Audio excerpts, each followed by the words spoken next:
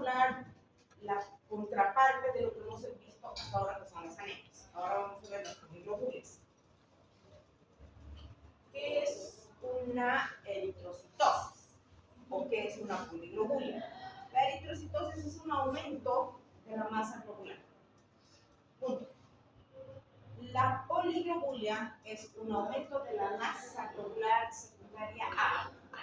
Vamos a ver cuáles son las causas. Entonces, si nosotros tenemos que la sangre, la parte eritrocitaria, equivale al 45% de los componentes de la sangre, tenemos que una anemia está por debajo de ese valor y una policitemia o poliglobulia está por encima. Entonces, lo que aquí nos interesa es la masa eritrocitaria como tal, es decir, los eritrocitos en peso seco. Eso es lo que nos hace el diagnóstico. A diferencia de la hemoglobina que nos hace el diagnóstico de anemias. Entonces, nosotros sabemos que una pequeña fracción de este contenido celular nos hacen leucocitos y plaquetas y mis hematíes me hacen la mayor parte. Entonces, para sacar la masa eritrocitaria, nosotros tenemos una fórmula, que es la multiplicación del 32 ml por kilogramo de peso, que eso es lo que le corresponde a la mujer, y 36 ml por kilogramo de peso para el varón. Eso es lo que nosotros tenemos que sacar para ver si realmente hay una alteración en la masa eritrocitaria. Pero nosotros nos podemos guiar de esto, que está en nuestro laboratorio, que es mucho más sencillo. Para ustedes, sacar esto es más complejo. Eso es para los especialistas. Para ustedes es el hematocrito que ya viene emplazado en su laboratorio. Entonces, ¿cuándo vamos a hablar de un aumento de la masa globular? Cuando el hematocrito está por encima de 55 para el varón y por encima de 50 para la mujer. Obviamente, esto tiene que ir acompañado de un aumento de la hemoglobina, pero aquí la hemoglobina no tiene, digamos, una relevancia. ¿Por qué? Porque pueden haber hemoglobinas normales con hematocritos altos o hemoglobinas bajas con hematocritos normales. Entonces, la hemoglobina aquí no participa activamente como lo hace en la anemia. Entonces, una eritrocitosis es un síndrome que se caracteriza principalmente por un aumento de la masa eritrocitaria, donde el hematocrito es el protagonista importante. Obviamente, les decía, la hemoglobina tiene que acompañar el diagnóstico. ¿Cuáles son las principales patologías que van a causar con eritrocitosis? La eritrocitosis de altura, que es la más frecuente, sobre todo en la Paz Potosí. La eritrocitosis secundaria, que es la que tenemos nosotros aquí. Y la policitemia vera, que es un síndrome mieloproliferativo. Este es el primer síndrome mieloproliferativo que vamos a ver. Entonces, al igual que la anemia, yo tengo que determinar si realmente es una eritrocitosis real o es una eritrocitosis relativa.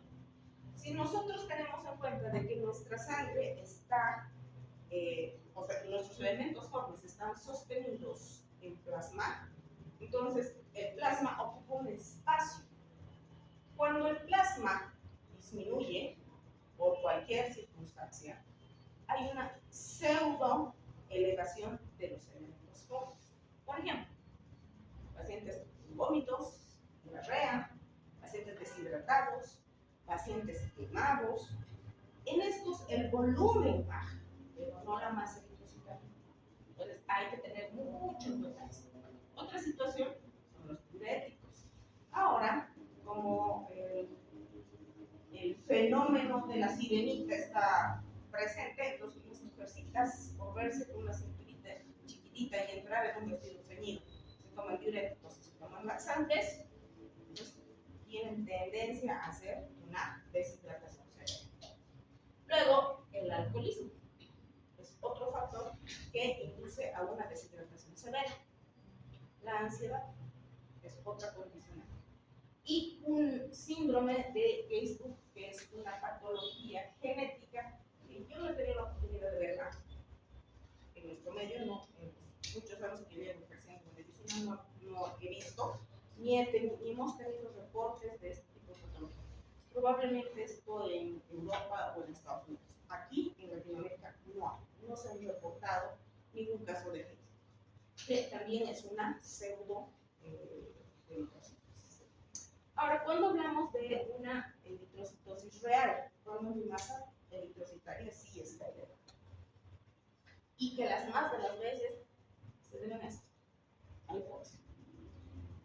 Tenemos las enfermedades pulmonares obstructivas crónicas, tenemos a los tumores renales, alteraciones hormonales, hipoxemia de temperatura y el tabaco.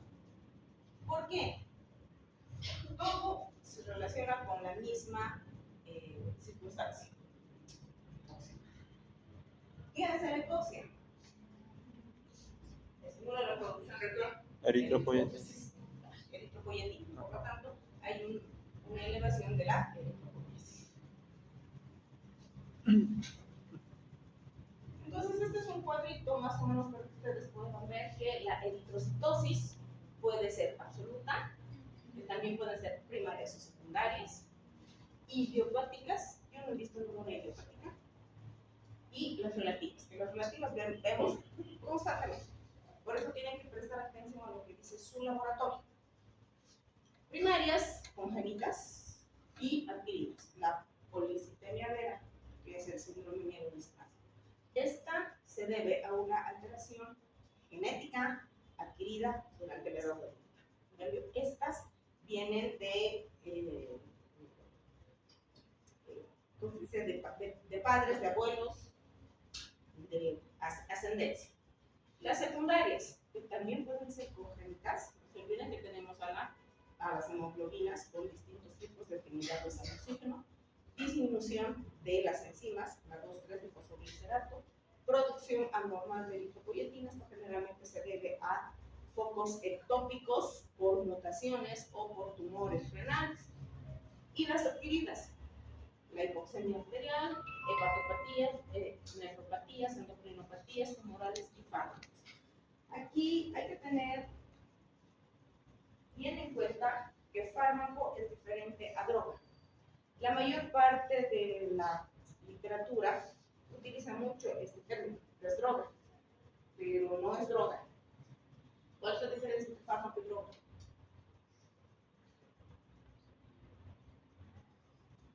¿Cuál es la diferencia entre fármaco y droga?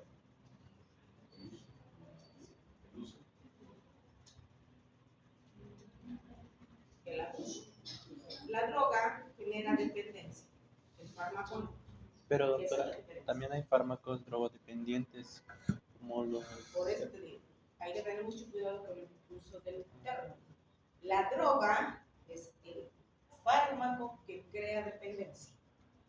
Por eso los estupefacientes son fármacos considerados drogas. Entonces, no puedes decir droga a un antibiótico. No puedes decir droga a un ácido. Las drogas son los ansiolíticos, los antidepresivos. Esas son drogas. Vean de ver.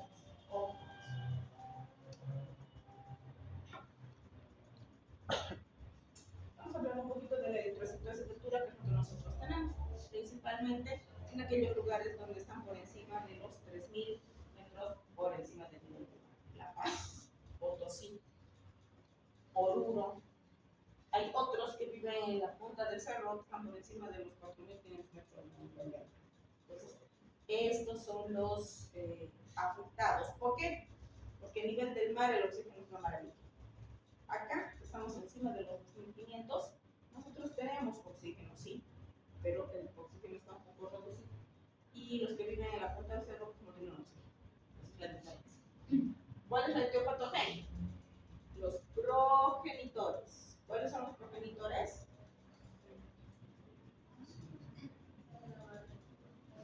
La amiloide y la linfoide. Entonces, estas células son las que tienen que tener receptores para la eritropoyetina. En el caso de la eritrocitosis por altura, estas células, que son las células madre, tienen una hipersensibilidad a la eritropoyetina. Con poca cantidad de eritropoyetina generan grandes cantidades de eritropoiesis. Entonces, hay un aumento de la eritropoiesis y esto hace que la apoptosis tenga tendencia a disminuir. No se olviden que durante la formación, durante la eritropoiesis, existen circunstancias en las que se va a modificar la estructura de la célula y esta, si no puede reparar esa anomalía, pues entra en apoptosis. Pero aquí la apoptosis se anula. ¿Por qué? Porque necesita grandes cantidades de eritrocitos para compensar ese déficit óseo. Esto es lo que vemos casi todos los días. La eritrocitosis secundaria, que puede deberse a una alteración principalmente de los vasos. No se olviden que los vasos. Ahora ha salido un artículo unos 2 años atrás en el que se ha constatado de que esto está en los vasos, no es grasa, es calcio. Entonces los vasos se calcifican y por eso se ponen tortuosos. ¿Y qué van a condicionar? A los trombos. Pacientes que tengan enfermedades pulmonares obstructivas crónicas, eso que genera procesos inflamatorios, la obesidad, la apnea del sueño. No se olviden que la apnea del sueño es una patología en la que el paciente se va a respirar y entra en hipoxia. Y finalmente, una producción ectópica de eritropoietina que puede deberse a tumores propias de los riñones o pueden generarse en el hígado, por ejemplo, y generar eritropoiesis. Eritropoietina. Y la policitemia verde, que también se llama policitemia rubra, se llama policitemia primaria, eritremia o enfermedad de Osler, que es lo mismo. Esta se debe a una mutación de un gen, que es el JAK2. Acá está. Estos genes son de expresión para principalmente generar la respuesta del receptor de superficie del eritrocito a la eritropoietina. Entonces, cuando estos genes están mutados, no hay esa afinidad por la eritropoietina. Entonces, ¿qué es lo que pasa? Hay un crecimiento autónomo de la serie eritroide, principalmente a las unidades colonias, y como estas están involucradas en la transcripción de esa afinidad, entonces con muy poca eritropoietina, perdón, con la presencia de la eritropoietina no hay respuesta, porque este receptor de superficie no responde de la misma manera. Entonces, el riñón, que es el que va a responder a una baja de hipoxia, hace que se produzca eritropoietina para que esta vaya al riñón. En la mutación, esta eritropoietina no responde porque ese receptor de superficie no está capacitado para eso. Por lo tanto, como dice, hay hipoxia, mi médula produce sin necesidad de eritropoietina. Y aumenta mi viscosidad y aumenta mi cantidad de eritrocitos.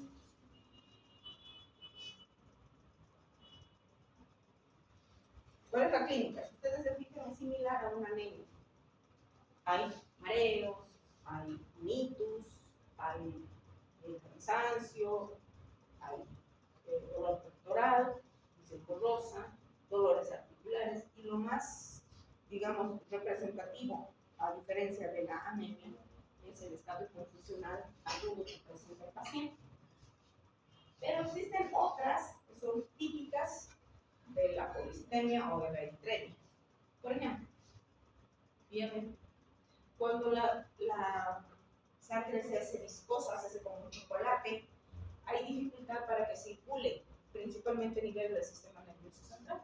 Entonces, esta éstasis de los vasos hace que se generen pirógenos a nivel del sistema nervioso central, que el paciente haga bien. Y lo más típico es esto, esa coloración oscura, roja en los pómulos de los pacientes. Hay una disminución, como aquí, hay una enlentización de la circulación, entonces el paciente tiene los dedos cianóticos, porque no hay paso de la sangre, porque tarda en pasar. Entonces, eso es típico de los pacientes poliglóticos. Y un signo de hipervolemia. Hay una intoxicación y finalmente el paciente está edematizado. Lo que a ustedes les va a llamar la atención, porque el paciente nunca va cuando está empezando la patología, siempre va cuando ya las papas están quemando, ya no soporta, ya no puede respirar, ya tiene un intenso dolor de una cefalea intensa y además el paciente tiene epistaxis, porque el paciente tiene epistaxis permanentemente. Entonces, esta es la fases típica del paciente poliglótico. Está llenito, rellenito, gordito, con sus cachetes rojitos, su nariz roja, y van a ver en la punta de su nariz las venitas reventadas. ¿Cómo se llama eso? Telangiectasis. Van a tener estas ulceraciones principalmente en los puntos de infección y hepatosplenomegalia. Y esto es lo característico, una hemorragia subcapitular. Entonces, cuando ustedes tienen un paciente así, lo primero que tienen que hacer es tomarle la presión. Los pacientes son hipertensos, porque esa sangre está tan viscosa, tan, como les digo, como leche condensada con chocolate. Es una cosa tan espesa que pues, el paciente tiene tendencia a hacer una hipertensión. Entonces, hacer el diagnóstico es la cosa más simple de este planeta. Solo hay que prestar atención. Si mi paciente viene con esas características clínicas, lo primero que le pido es un laboratorio. Entonces veo si mi masa eritrocitaria está elevada. Masa eritrocitaria. Si mi masa eritrocitaria es normal, es una pseudoeritrocitosis. Pero si está elevada, yo tengo que fijarme en mi eritropoyetina. Si mi eritropoyetina está elevada, es una policitemia secundaria. Pero si está normal o baja, es una policitemia. ¿A ustedes les compete manejar a este paciente? No. No, es función del hematólogo. Ustedes se deshacen del centro. Pero lo más frecuente es esto: que ustedes tengan a un paciente que tenga una policitemia secundaria. Entonces, ¿cómo voy a saber yo cuál es la causa? Si lo mandatorio es la hipoxia, entonces tengo que tomarle su saturación. Si mi paciente está saturando por menos de 92, quiere decir que su problema es cardiopulmonar. Pero si está saturando más de 92, tengo que ver la afinidad de la hemoglobina por los gases. Si está elevada, probablemente es un fumador. O si está normal, es una productora de hemoglobina. Entonces, fácil. Si viene su paciente poliglobúlico, hipertenso, le hacen su saturación, si su saturación está elevada, es secundaria a una patología cardiopulmonar, que es lo más nuestro método. Pero, como les digo, puede ser que eventualmente su paciente tenga una neoplasia. Cualquier neoplasia puede generar la producción de eritropoyetina, sobre todo si es, ya les decía, hepática o si es renal. Y los más de las sinvergüenzas veces es porque es un fumador crónico. Mi hermano es uno de ellos. Mi hermano es poliglobúlico fumador. ¿Y quieren entender? No, no quieren entender. Tienen que dejar de fumar. Entonces, cuando estamos frente a una patología cardiopulmonar, enfermedad pulmonar obstructiva crónica, lo que tengo que tomar en cuenta es esto. Es importantísimo. No se olviden que mis interleuquinas son el gatillante para muchas patologías. Ya se inhiben a los eritroides, interfieren con la producción de eritropoyetina, secuestro de hierro a nivel del macrófago, inhibición de la absorción de hierro, inhibición de la eritropoyesis. Entonces, por todo lado, bloquean. Mi paciente hace una poliglobulia con una repercusión sistémica importante. Entonces, ¿qué tengo yo que hacer? Mi diagnóstico. Damos un hemograma con mi masa eritrocitaria, es lo que es mandatorio. Mi química sanguínea. ¿Qué voy a pedir en mi química sanguínea? Hacia grandes rasgos. Urea, creatinina, ¿Qué más? Glicemia, ¿qué más? PP. Eso es para ver cómo está generado. Si mi paciente tiene un fracaso renal, probablemente es disminución de la eritropoyetina. Entonces, eso también me orienta a cómo tengo que seguir el proceso de diagnóstico. Si mi paciente tiene diabetes que está descompensada, entonces eso también implica un fracaso renal, una falla renal. Si mi paciente no está formando coagulantes, factores procoagulantes dependientes, quiere decir que mi problema es hepático. Entonces tengo que enfocar por otro lado el diagnóstico. Tengo que pedir una gasometría arterial. ¿Por qué? ¿Qué me dice mi gasometría arterial? Para los que tienen práctica conmigo. Presión parcial de oxígeno, presión parcial de CO2, están los cationes, sodio, potasio, cloro, calcio. Todo es bicarbonato, todo eso está en mi gasometría arterial. Y eso es lo que me va a indicar cómo está funcionando mi eritrocito. Si está funcionando o no está funcionando. No se tiene que dar función principal de los eritrocitos es el transporte de gases y el equilibrio de base. Entonces, esta gasometría me va a dar un vistazo muy exacto de lo que está pasando con ese eritrocito. Obviamente mi eritropoyetina, mi viscosidad sérica, puedo yo pedir viscosidad sérica en el mismo laboratorio, pero yo lo puedo deducir.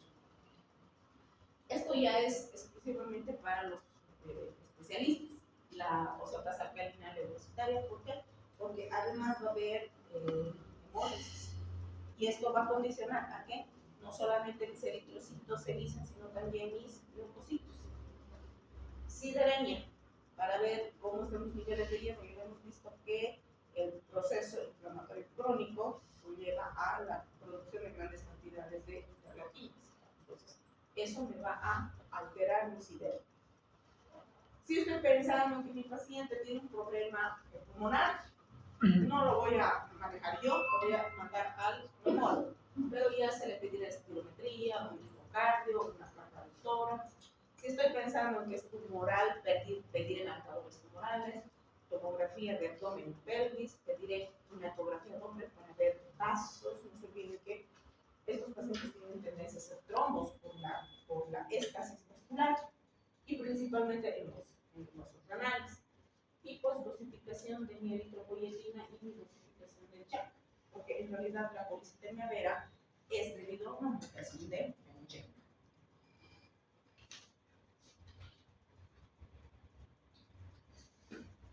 Mis laboratorios que me van a mostrar hematocrito, hemoglobina y elevados. Un aumento de la hemólisis, lo que les decía. Mi lactato deshidrogenasa va a estar incrementada. Mis bilirubinas van a estar incrementadas porque si hay lisis, si hay hemólisis, van a salir los elementos propios que están en el eritrocito. Y el incremento del recambio de la línea eritroide. Si constantemente me están rompiendo eritrocitos, producto de esa catabolia, es el ácido úrico, de todas las células, no solo los eritrocitos, de todas las células. Ahí, producto de la catabolia es el ácido úrico. Entonces, mi ácido úrico también se eleva. Otra condicionante para que haya fracaso renal. Ya está. Presten atención a lo que yo estoy. Díganme qué están viendo.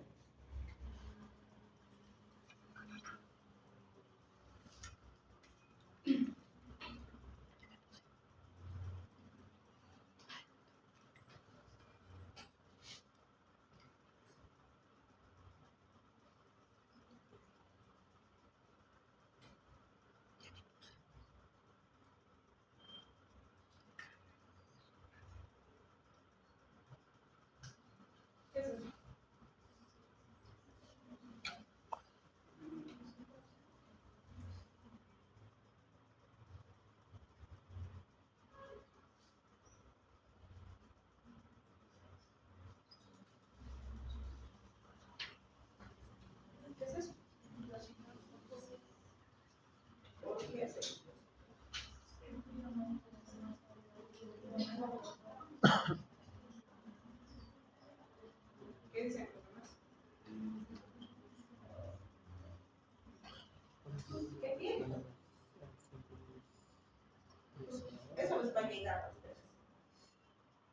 le van a decir a ese paciente? Vaya con Dios. ¿Qué tienes? Doctora, aquí está mi laboratorio que me ha pedido. ¿Qué tengo? Doctor, sí, aquí está mi laboratorio que me ha pedido usted. ¿Qué tengo? ¿Qué tiene? No se preocupe, todo está bien. Está normal. Vaya con Dios.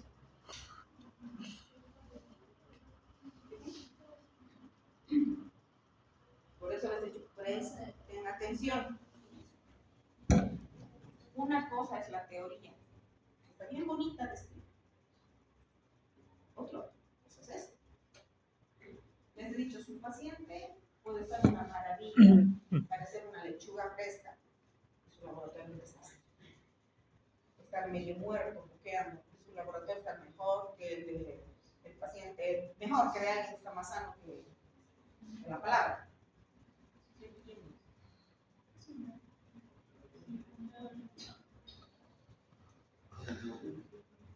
Polibioculio. Primaria, secundaria, terciaria, cuaternaria. Secundaria, ¿qué? Pues que está brevemente de más.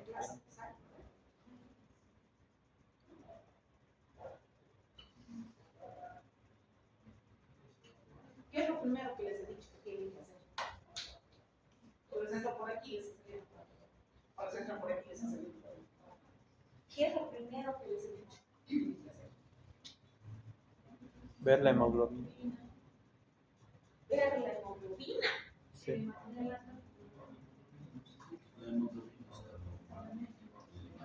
Lo primero que han visto, la hemoglobina. Y no tienen M. Tienen M. ¿Qué tienen?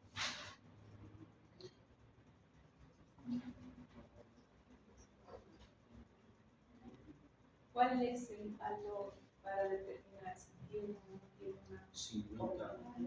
¡Ah! 50. ¿Tiene? No es una poliglobina. Por eso les he dicho, presten atención a lo que dice ese papel. Este paciente no tiene eritrocitosis. Les he dicho, fíjense primero, para las mujeres es por encima de 50, para los varones por encima de 55. ¿Qué es esto? Doctora, los valores de referencia que utilizan en el laboratorio no tomaríamos en cuenta entonces al momento de Esto creo que tiene que tomar en cuenta.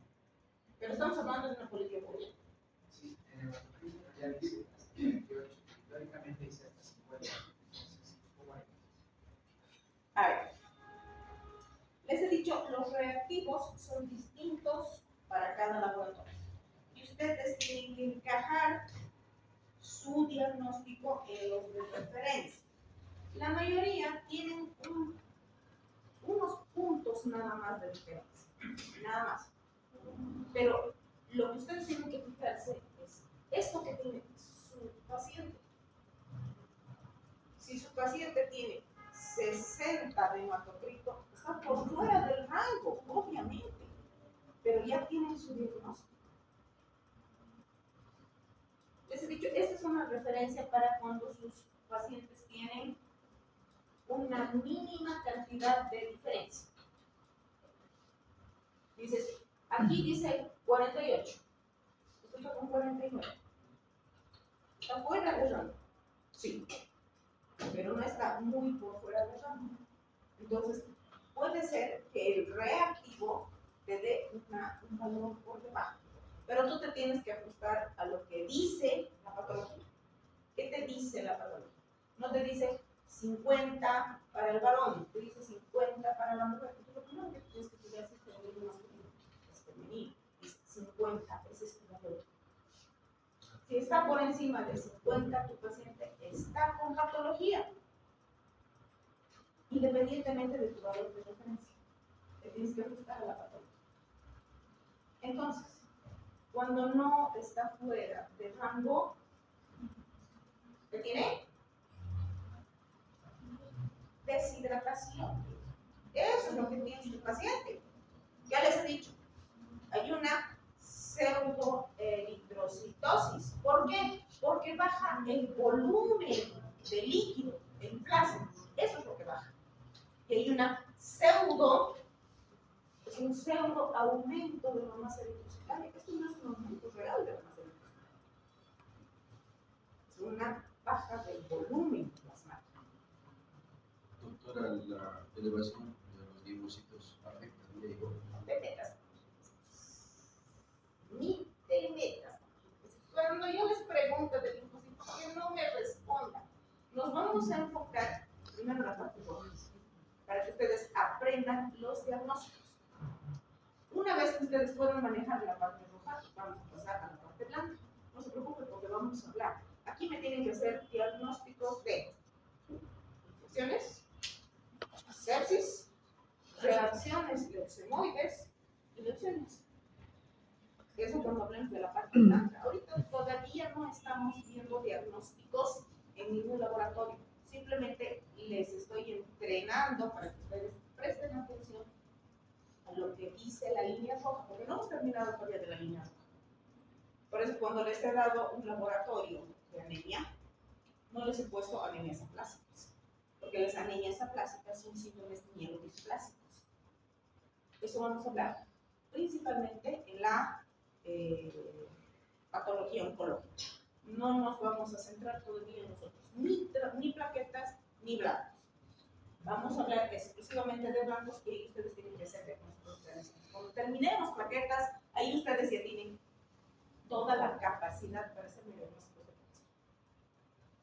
Pero mientras tanto solamente es entrenar el ojito, nada más. Entonces este paciente tiene una pseudoeritrocitosis. Probablemente está deshidratado, probablemente está, o puede ser un paciente que ha tenido una neumonía, por ejemplo, que le ha ocasionado una hipoxia.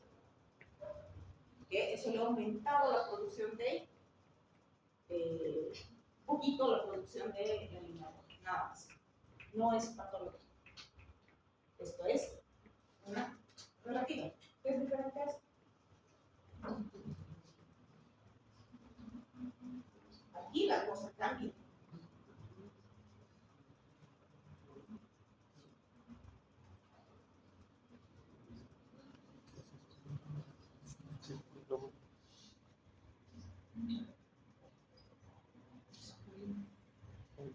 Entonces, lo primero que se tiene que fijar es en el CRIP y luego en la hemoglobina. Fíjense cómo está. De 54, que entre comillas es el límite, ahí está lo que decíamos, ¿ven? Los reactivos. Es diferente el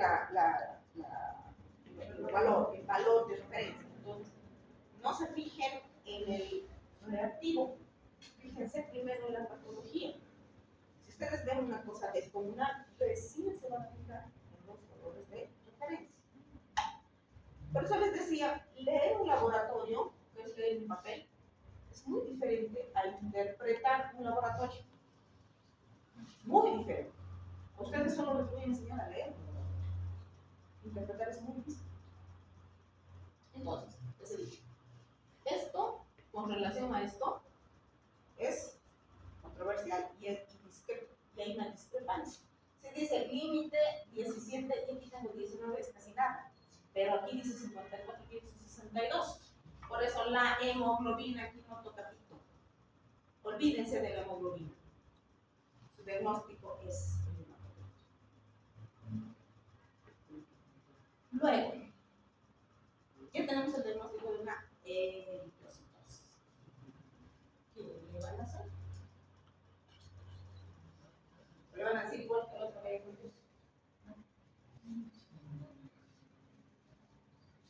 ¿qué le van a hacer a este cristiano? Pues temor.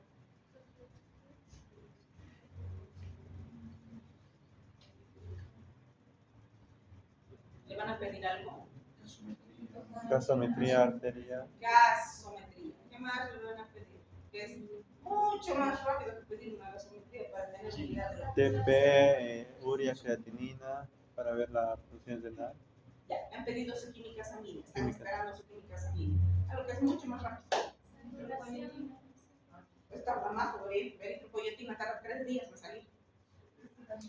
Su saturación. Para ver si es problema respiratorio, hipóxico o no. Luego, escucharán su corazoncito. ¿Hay arritmia? ¿No hay arritmia? Les pedirán. Electro, salen 5 minutos el electrocardiograma. Entonces, ustedes tienen que hacer lo más rápidamente posible un diagnóstico. Para eso, ustedes piden. Entonces, ¿qué es lo que es importante para mí la eritropoyetina? No, la eritropoyetina tarda. Lo primero que hago es mi saturación. Mi saturación. Lo primero que hago. Le pone, y ahora ustedes que le hacen su saturación, nosotros tenemos que hacer manual. En mi época no habían aparatitos. En mi época era todo arcaico. Entonces, si tienen un aparato que les ponen al dedo y ese ratito les muestra su saturación. Si su paciente está saturando por debajo de 90, incluso debajo de 90, que es un problema pulmonar, no hay donde perderse. Ahí le pedirán sus radiografías. Ahí les mostrará si es un enfisema, si es un problema neumónico, si es un problema pulmonar. Le pedirán la interconsulta con el neumólogo. Si su problema es cardíaco, le pedirán la interconsulta y llevarán al paciente al cardiólogo. Ah, pero no tiene nada de pulmón. Bueno, lo siguiente lo que tengo que pensar.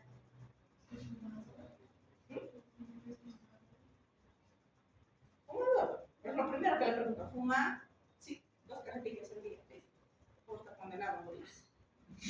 Por no es un solo alquitrán. Pero antes de eso, si ya se ha descartado patología pulmonar. Renal. Voy a pedir una ecografía. Ahí me dice su riñón está de este tamaño. ¿Por qué? Porque tiene un tumor.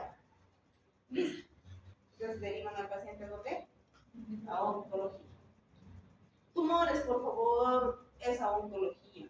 No es al nefrólogo, porque el nefrólogo le va a hacer la puerta. No es al urólogo, porque le va a hacer la puerta, es al oncólogo. Masa benigna o maligna maneja el oncólogo, no el todólogo, porque no son todólogos. Entonces, ustedes tienen que ver, de acuerdo a lo que encuentren en la clínica de su paciente, para dónde van a dirigir. No les compete a ustedes manejar pacientes polígrafos, pero sí diagnosticar. ¿Entienden?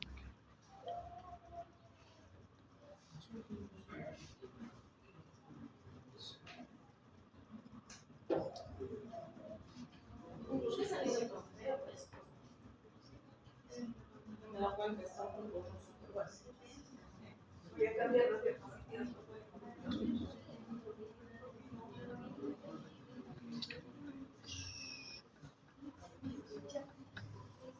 Este es masculino. ¿Qué le va a hacer? También el de hace rato. Más fregados.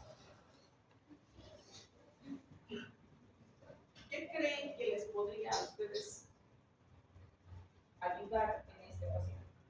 Está polirrúbico, está con todas las características clínicas, está hipertenso, está con intensa cefalea, está con metastasis. ¿Qué le van a hacer?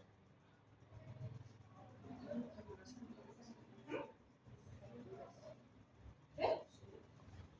¿Qué le van a hacer? Saturación. Pero ya está con una clínica, está con una crisis. ¿A dónde? No, ustedes tienen que evitar que este paciente haga un ACV o haga un infarto. ¿Qué va a hacer? Exsanguinación. Se pinchen y que bote sangre. Para que se estabilice hasta que ustedes lo puedan ver. Se les va a morir ahí, en la emergencia. Entonces, ¿cómo vamos a hacer el diagnóstico diferencial entre una policitemia relativa, una policitemia vera y una policitemia secundaria? Sencillo. En la policitemia relativa, todo está normal. excepto su hematocrito, que puede estar elevado por una disminución del volumen plasmático y un volumen plasmático bajo. El resto es normal, como el primer laboratorio. En cambio, la policitemia vera, fíjense, su base eritrocitaria está alta, su hematocrito está alto, su eritropoyetina está baja, su volumen plasmático está bajo, número de leucocitos está alto. Esto no lo vamos a tocar todavía porque lo vamos a ver en la parte leucocitaria. ¿Por qué está elevado? Porque es un síndrome mieloproliferativo. Es un paso antes al cáncer. Eso es un síndrome mieloproliferativo. Por eso no solamente la línea roja está elevada, también la línea blanca y la línea plaquetaria. Por eso se llama síndrome mieloproliferativo. Sus plaquetas están elevadas, su vaso está aumentado, tiene una esplenomegalia. Su saturación es normal, porque no tiene nada que ver con el oxígeno. Su sideremia está baja. ¿Por qué? Porque tiene proliferación de citocinas, por eso los blancos y las plaquetas están elevadas, y su vitamina B12 está elevada. En cambio, en la poliglobulia secundaria, su hematocrito, su masa eritrocitaria y eritropoyetina están elevados. El resto está normal, a excepción de su saturación que está baja. Entonces es facilísimo dar con el diagnóstico. Facilísimo. Ustedes hacen diagnóstico, chocos. No se quedan con esto. No me lo van a poder. Existen criterios. Sí.